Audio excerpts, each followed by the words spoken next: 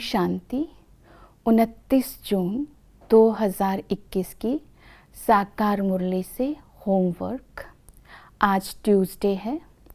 आज हमारा रूहानी उस्ताद हमें ज्ञान की युक्तियाँ बताकर इस देह से, इस दुनिया से न्यारा बनाकर सहज राजयोगी बनाने आए हैं।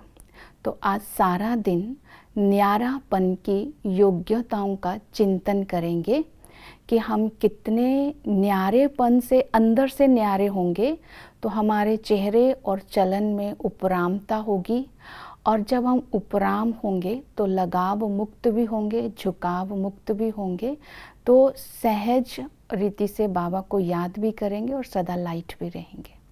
तो और भी इन योग्यताओं का चिंतन करेंगे, न्यारा होने से हमें क्या फ़ायदे होंगे।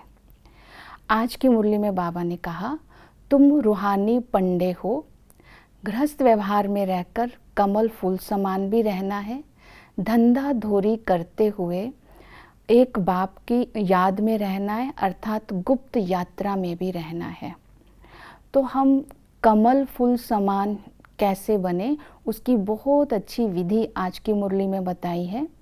कमल फूल समान बनना अर्थात ज्ञान सहित न्यारे बनना, कार्य व्यवहार से तंग नहीं आना, कार्य व्यवहार करते हुए भी बाबा की याद में रहना। और इसके लिए बाबा ने बताया, एक बार बाबा का बन गए तो फिर पतित नहीं बनना, जिस्मानी श्रृंगार नहीं करना, कलयुगी फैशन नहीं करना, रोना नहीं। ये सब कमल फूल समान न्यारे बनने की विशेषताएं हैं। तो आज चेक करें ये विशेषताएं मेरे अंदर हैं।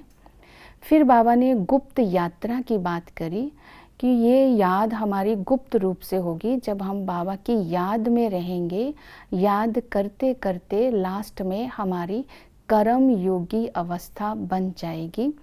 और ये गुप्त याद तभी रहेगी जब अब हमें हमारा लक्ष्य स्मृति में रहे कि हम भविष्य में विश्व के मालिक बन रहे हैं, योग बल से विश्व की बादशाही ले रहे हैं। फिर बाबा ने इसके बाद कहा कि तुम रूहानी पंडे हो, तुम्हें और आत्माओं को रास्ता बताना है। मीन्स जब हम यात्रा पर होते हैं तब हमें मंजिल सदा ही स्मृति में रहते हैं और यात्रा करते समय भी मंजिल की ही आपस में बातें करते हैं। तो अब हम वानप्रस्थी हैं, जहाँ हमें अभी वापस जाना है, ये स्मृति में रहे कि संपूर्ण बनना है और सतयुग में आना है। तो ये रास्ता, ये ज्ञान की रोशनी सबको देनी है। दूसरा, आज बाबा ने कहा कि मैं ज्ञान की राजधानी स्थापन करता हूँ, तो मैं सदा सुखी बनाता हूँ। मीन्स 21 जन्म के लिए। तो ज्ञान की राजधानी का मतलब क्या है, जिसका बाबा ने आज बताया कि तुम्हें मैं ज्ञान देकर, चक्र का ज्ञान देकर चक्रवर्ती राजा बनाता हूँ। तो ज्ञान अर्थात क्या? जब हम इस संगम पर हर कार्य आत्मिक स्थिति में बाबा की याद में करते हैं, पाप और पुण्य की पहचान और पुण्य ही कार्य करते हैं कि हमें समझ मिली है पाप क्या है, पुण्य क्या है। जब हम 7 गुणों का अपना स्वरूप बना लेते हैं तो सतयुग में हर कर्म ज्ञान युक्त होगा, इसलिए हर कर्म अकर्म होगा। तो उस ज्ञान की राजधानी में जाने के लिए आज हमें इस बात पर अटेंशन देना है, क्या मेरा हर कर्म ज्ञान युक्त और योग युक्त है, जिस आधार पर हमारे संस्कार, दैवी संस्कार भविष्य के लिए बनेंगे। तो इन संस्कारों को आज हम चेक करेंगे। और इसके बाद लास्ट में बाबा ने ये बात भी हमें याद दिलाई कि तुम्हें सहज योगी बनना है।